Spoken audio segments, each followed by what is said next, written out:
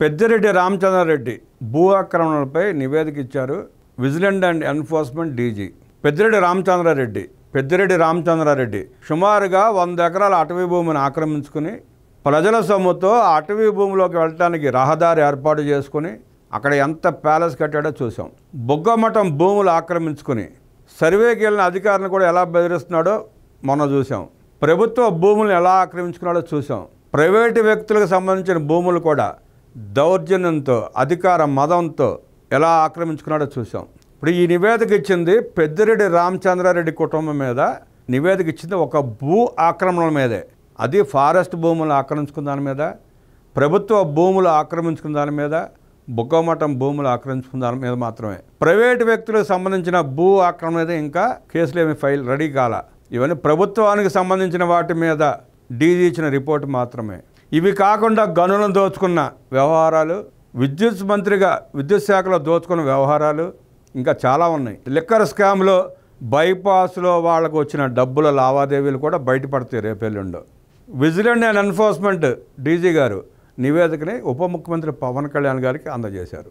ఆయన చేసిన సిఫార్సు ఏంటంటే ఆనాడు ఆ పెద్దిరెడ్డి కుటుంబానికి సహకరించిన ఉద్యోగులందరినీ అందరిపైన శాఖాపరమైన చర్యలు తీసుకోవాలని కోరారు. డిస్మిస్ చేయాలా. వాళ్ళ దగ్గర నుంచి వాళ్ళు కక్కుర్తుపడి ఈ భూ రాక్షసుల వద్ద నుంచి వాళ్ళు కమిషన్లుగా తీసుకున్న డబ్బుల్ని రికవరీ చేసి వాళ్ళ ఉద్యోగాలను పీకి రాష్ట్రంలో లక్షల మంది యువత ఉద్యోగాల కోసం ఎదురు చూస్తూ ఉన్నారు. వాళ్ళకి ఇచ్చేయండి.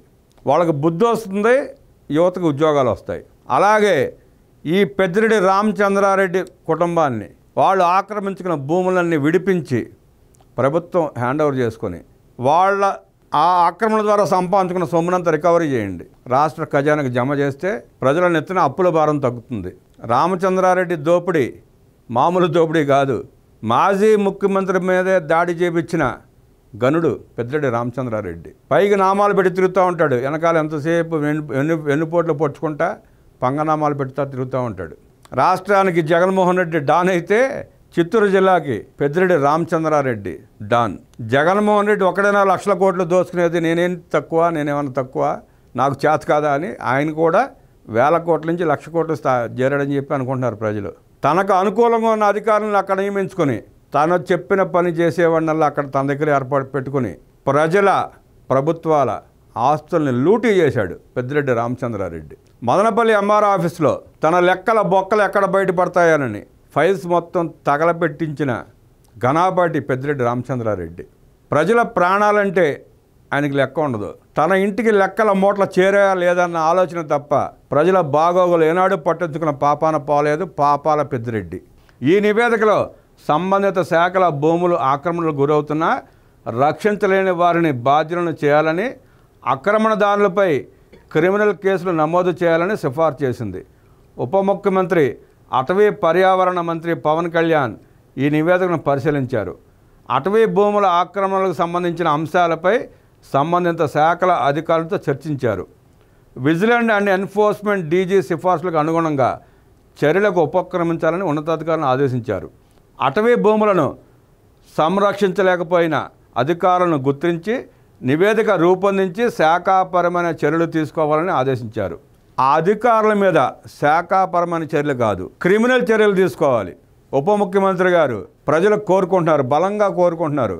అలాంటి వారి మీద శాఖాపర చర్యలు అంటే సస్పెండ్ చేయటమో, డిస్మిస్ చేయటమో, కొన్నాళ్ళు బ్రేక్ ఇవ్వటం చేస్తారు. అది కాదు సమస్యకు పరిష్కారం.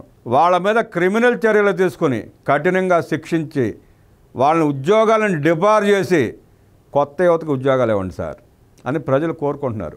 అదేవిధంగా భూములు ఆక్రమించిన వారిపై క్రిమినల్ కేసులతో పాటు అటవీ పర్యావరణ చట్టాలను అనుసరించి కేసులను నమోదు చేయాలని ఉప ముఖ్యమంత్రి అధికారులకు ఆదేశించారు.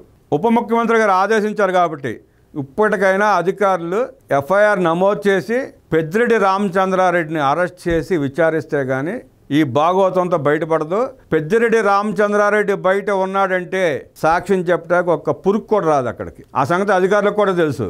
ఆ జిల్లాలో అధికారులు విచారణ చేయడానికి భయపడితే రాష్ట్రంలో ఇంకా ఇతర అధికారులు బోడు మంది ఉన్నారు. నిజాయితీ పరులైన ఐఏఎస్ ఐపీఎస్ అధికారులు రాష్ట్రంలో చాలా మంది ఉన్నారు.